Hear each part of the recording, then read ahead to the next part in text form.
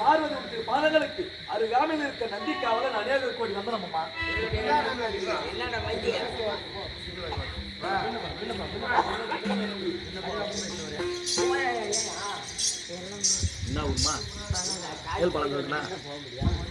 சுபாயா மேல் பாலந்தல் நன்னகர்ல பேரு புகையோட வாழ்ந்தார் நன்னகர்ல வாழ்ந்தாரக்கூடிய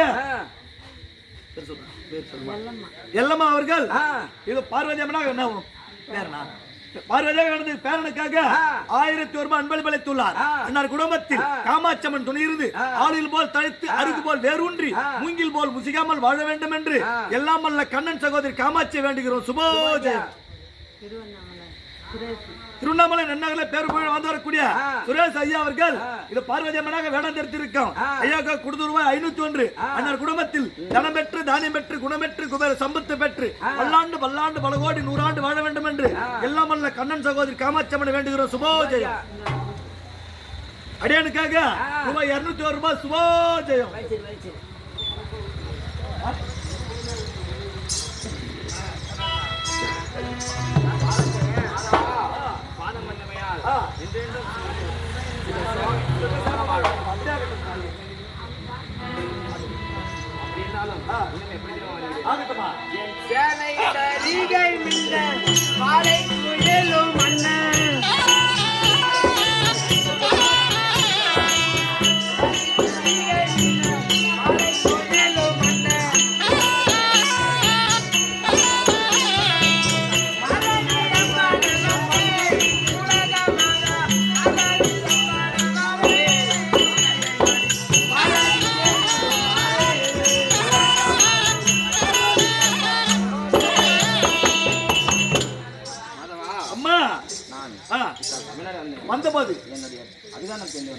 அருகாமையில் இருக்க நந்திக்காவலருக்கு எனக்கு தெரியும். இது அமர்ந்திருக்கும் சபையோருக்கும் குரு பெரியோருக்கும் யார் என்று பெயருக்குமாக தெரிவிக்கிறேன். ஏமா இருமையம்மா பேசணுமா? அங்காள ஈஸ்வரி. ஆமாங்க. 1000 கண்ணுடையார். 1000 கண்ணுடையார் அங்காள பரமேஸ்வரி. ஓம் சக்தி. ஓம் சக்தி. காளியம்மன். ஆமாங்க. மாரியம்மன். மாரியம்மன். அனைத்து விதமான அம்மனும். ஆமா. சக்தி ஒன்று சமயம் 16 என்று சொல்லக்கூடிய 108 அவதாரங்களை அருள் பெறக்கூடிய உமா மகேஸ்வரி முக்கண்ணனுக்கு பார்வதி தேவ பார்வதி அம்மனாக வந்துக்கிறீங்க. அதுவும் தருவாமா முல்லை முல்லை மல்லிகை முல்லை ரோஜா அறிவு மாறிக்கொண்டு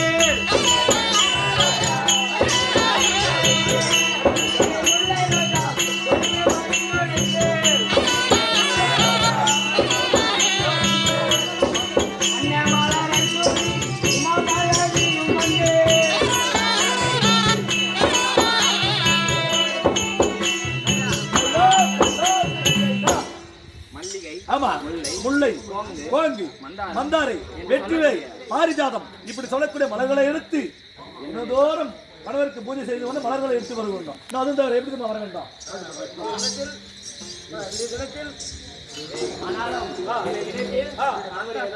என்னோட பக்தனாகிய கணவர் ஏதோ அழைத்திருக்கிறார் சென்று பாதம் மணிக்கு யார் என்று கேட்க வேண்டும்.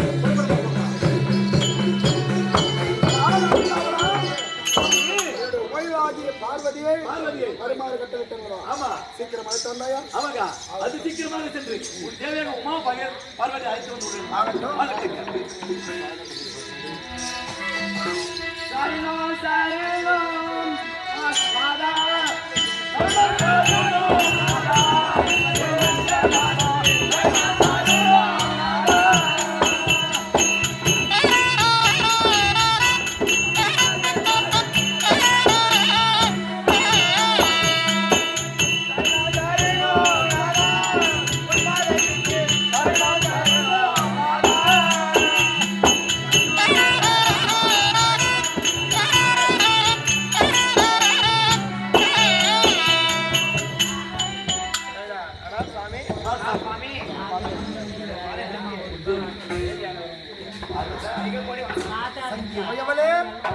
வந்தனம் செய்து நின்ற பெண்ணே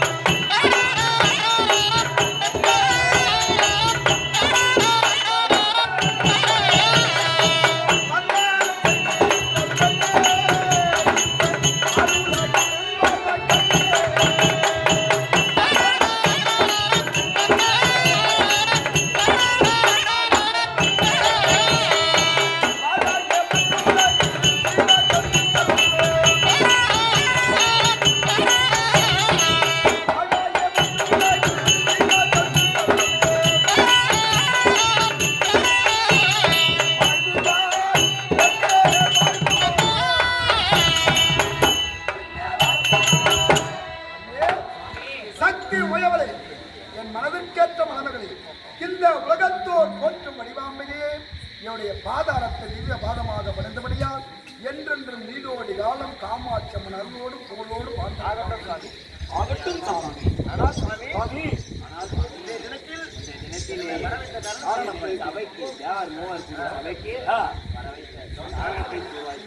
ஆனால் என்னை பார்வதா என்றுமில்லாமல் இந்த கைலாயத்திலே உன்னை வேண்டி வர சொன்ன காரணம் தெரியுமா?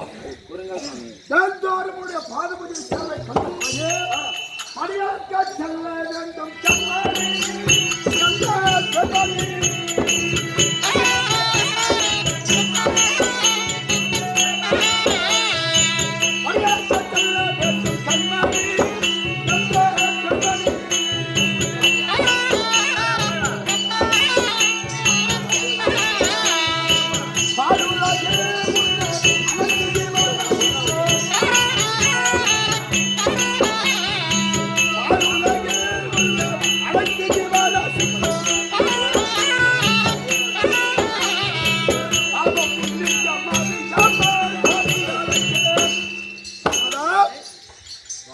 என்றும் இல்லாமல் உன்னை அழைத்த காரணம் தெரியுமா? எந்த கைலாயத்தை காரணத்தில் இருந்து உன்னுடைய பாத பூஜை சேவை கண்ட பிறகு யானை முதல் எருமுக்கடை 86 ஜீவராசலுக்கும் சென்று நான் பரிகலக்க வேண்டும் அல்லவா? ஆகையால் உன் பாத பூஜை சேவை கண்ட பிறகு செல்லலாம் என்று என் மனதில் ஆசை வந்தாய், பாத பூஜை செய்து விட்டாய், சிறப்பாக இருந்தது. நான் பரிகலக்க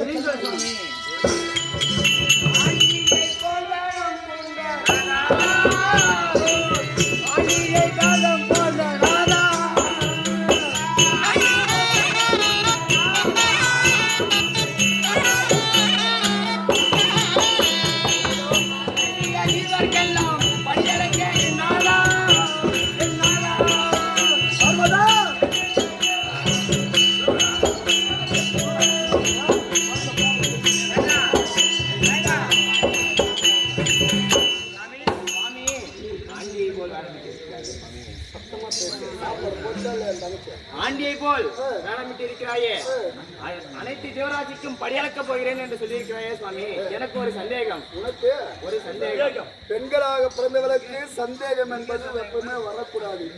அப்படி சந்தேகம் வந்துவிட்டால் குடும்பத்தின் சந்தோஷத்தை கெடுத்துவிடும். பார்வதா மாயனுட தங்கையான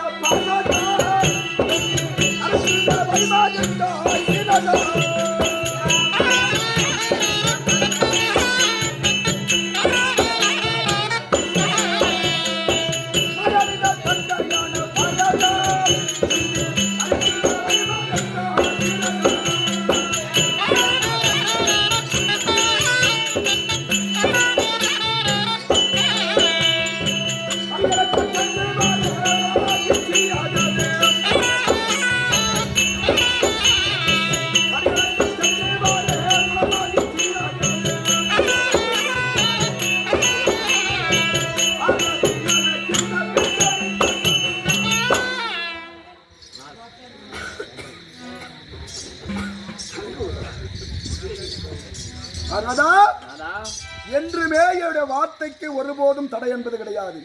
பாத பூஜை செய்த பிறகு சுவாமி சென்று யானை முதல் எருமுக்கடை 86 ஜீவராசலுக்கும் படையெழுந்து விட்டு வாருங்கள் என்று சொல்லக்கூடிய மாயனுடைய தங்கை உமா மகேஸ்வரி இன்று வழிமறைத்த காரணம் என்ன? எனக்கு ஒரு சந்தேகம் சுவாமி. சந்தேகம் வரக்கூடாது, கேளு, நான் சொல்றேன்.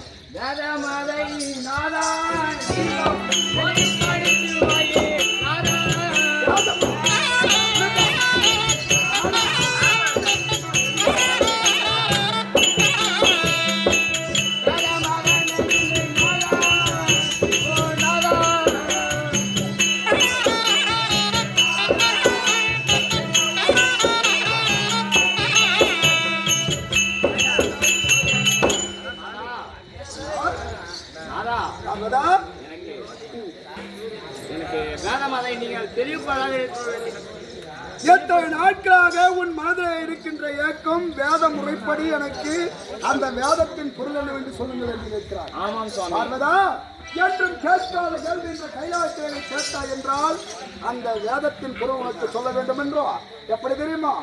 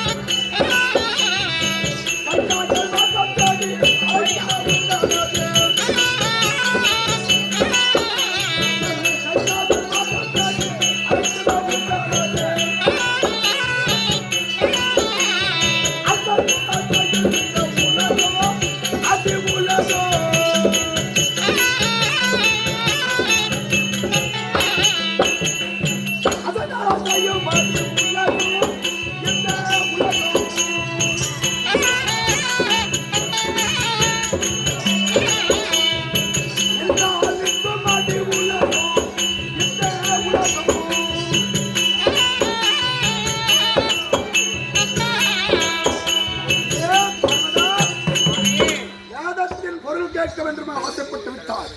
இத்தனை நாட்களாக உனக்கு தெரியாது இருந்தது உன் சந்தேகத்தை தீர்க்க வேண்டும் என்ற கடமை. என் வலது கண்ணோ சூரியன், இடது கண்ணோ சந்திரன். என் இரு விழிகளும் மூடினால் இந்த உலகமே இருள் சூழ்கிறது. என் கை கால்கள் அனைத்தும் மரம் செடி கொடி அனைத்து ஜீவன்களும் இந்த சிவனுக்குள் அடங்கியது. நான் அசைந்தால் இந்த உலகம் அசையும், இந்த சிவன் நின்றால் இந்த உலகம் நிற்கும். இதான் 107 முதல்வரின் வேதத்தில் சொல். சுவாமி, நீ யாருன்னு எனக்கு தெரியும். எப்படி தெரியும்? நீ யார் என்று எனக்கு தெரியும்.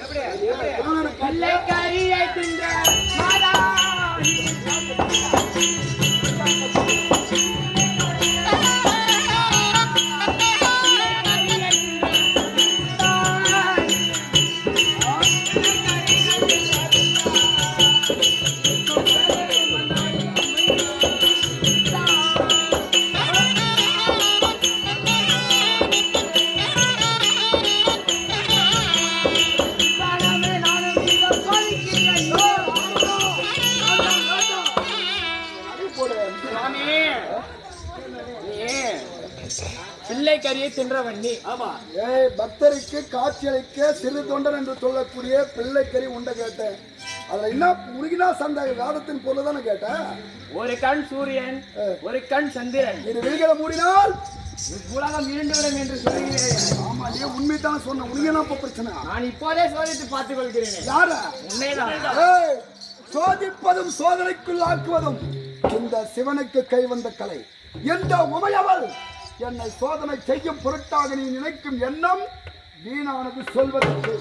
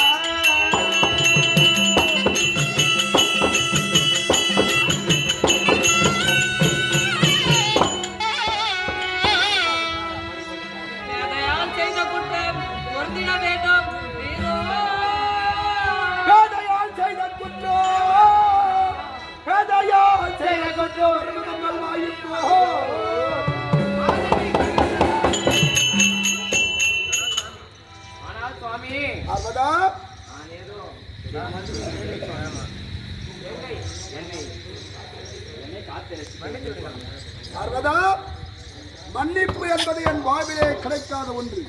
இருந்தாலும் நீ மூடிய இரு நேத்திரத்திலும் இருள் சூழ்ந்து காட்சியளித்தது அதை பார்த்தாயா? ஒரு தாய்ப்பசுவானது தன் கன்றை ஈன்ற பொழுது அந்த இருள் சூழ்ந்த நேரத்தை தாய் பசுவின் கன்றானது இறந்துவிட்டது. ஒரு தாயானவள் தன் குழந்தை பிரிந்து இருந்து துடிக்கிறாள். இப்படி என்னை விட்டு பிரிந்து இந்த இருள் சூழ்ந்த நேரத்தில் எப்படி துடிக்கிறதோ அதுபோல் துடித்து போகிறவன். ஏற்கனவே இன்று போல் அன்று ஒரு நாள் இருள் சூழ்ந்து வாயின்றி புழுக்கமாக காட்சியளித்தது காரணம் என்ன சுவாமி? அது கண்ணை மூடி கேட்டால் முதல்ல கேட்டுருவா. ஏண்டி சாபத்துக்கு ஆளாவற? விளையாட்டு வினையாக முடியும் என்பது தெரிந்தா உனக்கு? அன்று ஒரு நேரத்தில் இருள் சூழ்ந்து காட்சியளித்தது. காற்று இல்லாமல் சூரிய ஒளி இல்லாமல் என்பது இதற்கு காரணம் என்னன்னு கேட்கிறேன். முதல்ல கேட்டு போல தானே இப்ப கேட்கறியா? சுவாமி தெரியும் தானே.